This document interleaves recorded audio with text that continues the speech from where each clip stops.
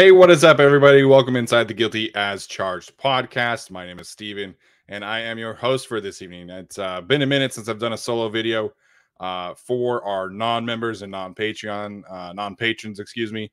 So I wanted to jump in here and do a quick little video. As you can see on the screen, I made a little slideshow. Not as fancy as Tyler, of course, but our guys over at the NFL Stock Exchange podcast, Trevor Sikkema and Connor Rogers, had a great episode the other day, and I felt like it was a topic that I kind of wanted to give my own thoughts on, not necessarily on an episode. So, of course, had to jump on and do a solo video. They do fantastic work, first and foremost. If you have not checked out their podcast, it is fantastic. They do great, different topics throughout the offseason, and every single week they do a mock draft Monday. Then they dive into kind of their summer scouting. If you're a draft nerd, it is one of the best podcasts to check out. Highly recommended. They've got great energy, chemistry between the two of them, and I've enjoyed both of their work for the last few years. Seeing them come together in this fashion is really cool. So basically, their idea, right, was if the NFL did decide to expand with one team, just the one team, what would the roster protections look like for each specific team? And then next week, they're actually doing their expansion draft. So we'll get into a little bit of here, but I really like the idea. Of course, wanted to talk about what it would mean for the Chargers and who they would protect and so on and so forth. So I hope you enjoy this episode as much as I enjoyed listening to their episode. And hopefully it's a good time. All right, first and foremost, let me make that screen bigger for you guys. Considerations for their exercise. Of course, the NFL announces its expansion to London. London was kind of the city that they chose, and London only for the 33rd team in the league. They named it the London Dynasty, which I thought was a cool thing. So essentially, you get 8 keepers or protections per roster, and you get 4 on each side of the ball, which could presumably be expanded to 10. And so 5 on each side. So basically, their model for this exercise was the NHL expansion draft that happened recently due to the birth of the Seattle Kraken. And I guess in the NHL, you get 8 skaters and 1 goalie to protect per roster.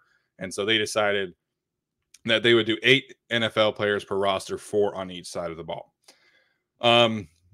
The players that you protect, of course, you're taking into account age, their contract, their production, their positional value, and their likelihood to get swiped in the expansion draft. So I think it was a really interesting way that they had to balance who was a great player on the team, but not necessarily someone that would be super valuable to protect.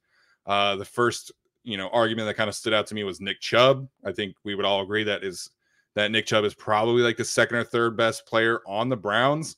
And so listening to them debate whether or not to keep a running back, let alone a running back on a team who has like 17 good running backs, was really interesting. Obviously, in terms of age, if you're trying to protect a young player, right, versus an older player, you have to take into consideration how much longer does that older player have? Can you replace him in a different way? And I should have said this before, that this is kind of heading into a draft, so like retroactively heading into the 2022 draft, I guess, or after the season, whatever you want to say, is that way. So you'd be able to have the draft like right after this, essentially.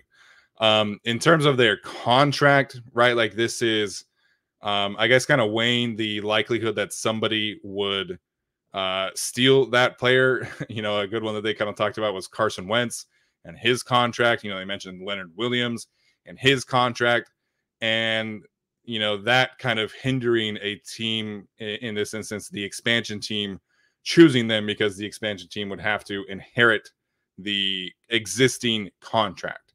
So Leonard Williams has a cap hit of like $37 million or something crazy like that next year, and so obviously you don't really feel like the need to waste a protection spot on him. So all of that gets taken into consideration in their exercise, and again, cannot recommend it enough that you go check them out.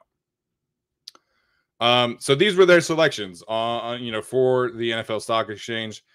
Justin Herbert, Rashawn Slater, Mike Williams, and Keenan Allen on offense in that order. I thought it was really interesting the way that they kind of viewed Mike Williams and Keenan Allen in this exercise, just because a lot of people on Chargers social media don't necessarily speak that highly of Mike Williams on on a week-to-week basis.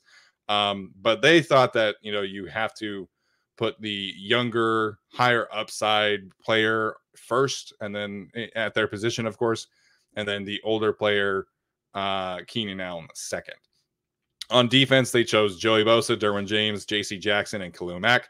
They had a little bit of a discussion on offense. There was no discussion on defense. This was the four right out of the gate. And I kind of disagree with that, but we'll get to that in a second. So these were their 8 players that they decided to protect from the hypothetical expansion team, in this instance, the London Dynasty. All right, so when I thought about doing this in terms of like who would I protect, who would I not, I think for no-brainers, I think you have to talk about Justin Herbert and Rashawn Slater on offense. To me, those are the only no-brainers. I think you can have a discussion, and I will have a discussion in a minute about the rest of the offensive players. But, I mean, you're talking about 2 elite talents on rookie contracts, and that is the most valuable asset in the NFL, right? Like, everybody is trying to, especially at the quarterback position, but everybody is trying to get their young player on a rookie deal, hopefully develop him into an elite player. And the Chargers have 2 of those at arguably the 2 most important positions, quarterback and left tackle. So for me, Justin Herbert, Rashawn Slater, no-brainers. On defense, you're talking about Joey Bosa, Derwin James, J.C. Jackson. So I would absolutely keep their first 3, and I would consider them no-brainers. Obviously, Joey Bosa, one of the best pass rushers in the NFL, and I think one of the best run defending defensive ends in the NFL as well. I mentioned this a few times on the show, but I have been rewatching last season, and Joey just is such a technician, such a consistent presence in both regards of playing along the defensive line. And it's interesting to me, kind of like the similarities between Joey and Keenan in terms of being that technician, because you watch Keenan Allen on a game-to-game basis, on a down-to-down basis, and he's always just setting things up throughout the game. And Joey has that as well. Although I think Joey is just a little bit more naturally gifted, of course, and could be in for a huge year. Derwin James, again, they didn't have a discussion about him at all. I think if the Chargers were in a bit of a better place defensively, there is always that argument of like, well, his injuries, his he plays safety. It's not necessarily a premium position. And they didn't keep a lot of safeties in their exercise. If you go to like the Buffalo Bills, for example, neither of the Bills safeties were kept in this exercise. So Derwin being second, I think is absolutely fair, and I absolutely agree with it. J.C. Jackson, of course, another no-brainer. They just paid him a 5-year contract.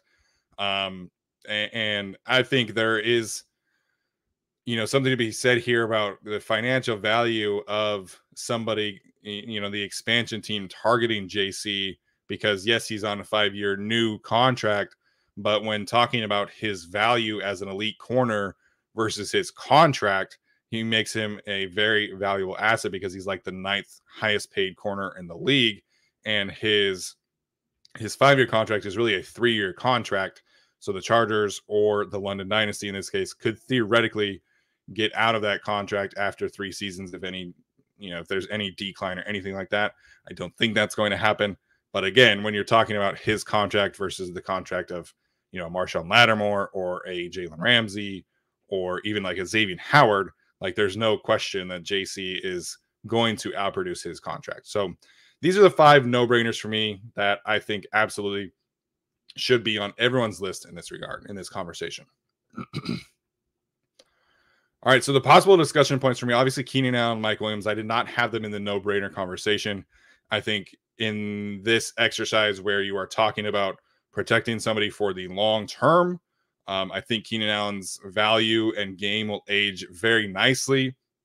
However, his contract, not necessarily worth the kind of production that the Chargers are getting. This is something that we talked about in our wide receiver rankings. Tyler did his stats only base, and he's about like in the 18 to 20 range statistically. and the Chargers are paying him a top 6 or 7 contract. And you can make a very similar argument for Mike Williams, who also has some injury history and is not necessarily as good of a player. To me, he's definitely not as good of a player as Keenan Allen, despite kind of outpacing him in yards. So they were very quick to mention the two receivers. I don't necessarily agree with those two being no-brainers in this exercise where you're kind of taking into consideration protecting your most valuable assets. And so that's why I have them here. So Corey Linsley absolutely deserves to be mentioned. They did not necessarily view center as a premium position. And I think that's fair. You know, that is the public perception. But to me, center is the second most valuable position along the offensive line after left tackle. And every Chargers fan should feel this way, in my opinion, after watching what happened when the team went from Dan Feeney to Corey Linsley and just the massive upgrade that they have experienced. And Linsley's still a relatively younger player. I think he has about 3-4 years left of that elite position, that elite level play. And the Chargers have him under contract at a very affordable deal. If they want to, they could get out of that contract in 2 years, but that's not happening. I think he's an elite player. I think he's the standard of the position at this point. Just does not make mistakes hardly ever. I put Zion Johnson, of course. I would not put him in the no-brainer conversation, but I think he deserves mention because they did just spend a first-round pick on him. And this was something that the stock exchange guys talked about quite a lot, was protecting your recent first-round picks if they deserve to, because, again, you're trying to get elite players on very cheap deals, and an expansion team could look at somebody like Zion Johnson and say, hey, we can't get as high of an upside player at guard as Zion Johnson for this cheap. And so let's target him. Let's steal him from the Chargers. So I think in this instance, it's worth mentioning. And then the last one on offense for me is Austin Eckler. Because of his value financially, I think he's like the 12th highest paid running back in the league at this point. And again, as I mentioned a few weeks ago when we were doing our reaction to the NFL, to the ESPN rankings, he leads all running backs over the last 3 seasons in catches, yards, and touchdowns. As a running back, that value is not going to change. It's going to age very well. And if you have an Isaiah Spiller on your team or a very capable running back too, Eckler is always going to give you elite receiving value at the position.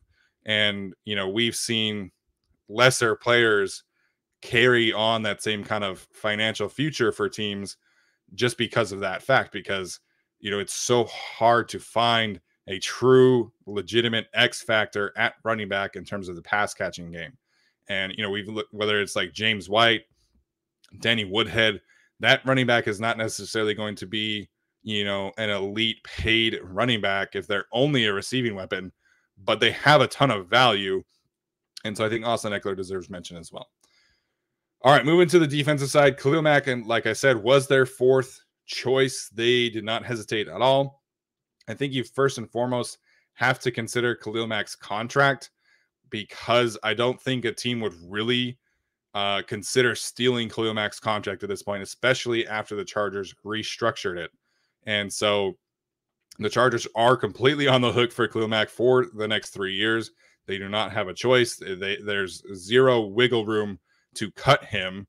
And so I don't think he's necessarily an elite financial value for the team in this instance. He is coming off his worst season of his career, an injury, the first of his career.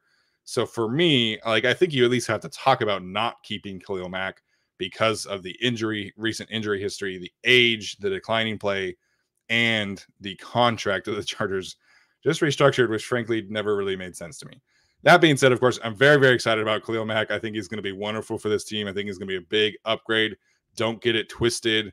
But I think if you are talking about an expansion draft and targeting somebody like, Khalil Mack, if I were running the London franchise team and I needed an edge rusher, I would probably just prefer to go get a rookie contract kind of rusher or a bit of a cheaper veteran as opposed to taking on Khalil Mack's contract. So the next player I think is absolutely worth mentioning is Asante Samuel Jr. Again, they just spent a top 50 pick on him 2 drafts ago, and I think he definitely had an up and down season. And I mentioned this on Twitter, but his first 6 games, I think you look at those glimpses, his glimpses of play against the Pittsburgh Steelers before he got injured, and you're talking about a player who had some elite flashes, especially as somebody who could be a deep cover corner, be a run support corner, make plays on the football, whether that be, at the high point of catches or just getting his nose around the football. Like, he just has that sense to him. And I think he's worth mentioning again, because you're trying to get elite players on cheap deals if you are this London franchise. And maybe you're not picking Asante Samuel Jr. as your first corner, but if you're taking him as your second cornerback and you develop him into the kind of player that he has the upside to be, then you're talking about an elite value for you. And I think he deserves mention there. When I thought of this, I initially did not think about Sebastian Joseph Day, just because, the public perception as run defenders is not necessarily perceived as super valuable in a sense, although I do think that is changing with the influx of the 2 high safety, Vic Fangio, Brandon Staley kind of defense. But something that Trevor actually mentioned was, this expansion team is not going to have many opportunities to get a potential player to be the best player at their position or the best player in their role. And I think there's a world where Sebastian Joseph Day plays the 2022 season as the best run stuffing defensive tackle. I think that's in the realm of possibilities for him. As I mentioned, on our last episode, I'm very, very high on him potentially breaking out into that kind of elite defensive tackle category. Obviously, the huge part of that is his ability against the run. So I think he's worth mentioning because of that, because this expansion team, is not going to have the opportunity to get an elite player at every position. But hey, you could get Sebastian Joseph Day and you feel really good about him being your nose tackle or your 3 technique and being a potentially elite player. And he's on a very manageable contract. It's not like the Chargers are paying him a ton either. So I do think the team would be wise to target him, the expansion team that is.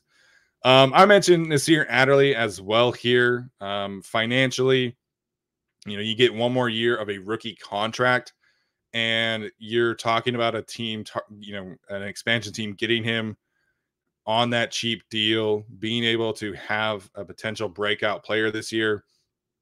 I think it would be something that an expansion team would consider, depending on other options, of course. So I'm not going to keep Nasir Adderley, but I think his upside here that is still very relevant is worth talking about. So he's my last one on defense. All right. So as of this point, let me go back here. I have 2 offensive positions available, and I have 1 defensive position available. So if you're right now listening to this, pause it. Let me know who you would pick to protect, in this scenario, or you can keep watching, of course, and find out who I pick. So let's get to that. My final decisions, I am going with Justin Herbert, Rashawn Slater, of course. I am selecting Keenan Allen. They kind of talked about him as being somebody on the decline, somebody that's not necessarily an elite player, but I think he still is absolutely an elite player. He might not be a bona fide top 10 receiver, but he is, in my opinion. And the contract is not necessarily great, but to me, you're talking about a player that just brings tremendous value to your football team. And in this instance, right, like the Chargers could not afford to lose Keenan Allen because of the security blanket nature that he brings to Justin Herbert. Leads the league in first downs. He's one of the best receivers on third down, a third and me, as he likes to call it. Great red zone opportunities for him to kind of extend drives. So while his statistics don't necessarily point to a player who you would keep over, a Corey Lindsey or keep over a Zion Johnson or Mike Williams, for me, just his value is worth protecting in this instance. And then I am going with Corey Lindsey as my final offensive keeper. No disrespect to Mike Williams. I just don't think he is an elite player at his position.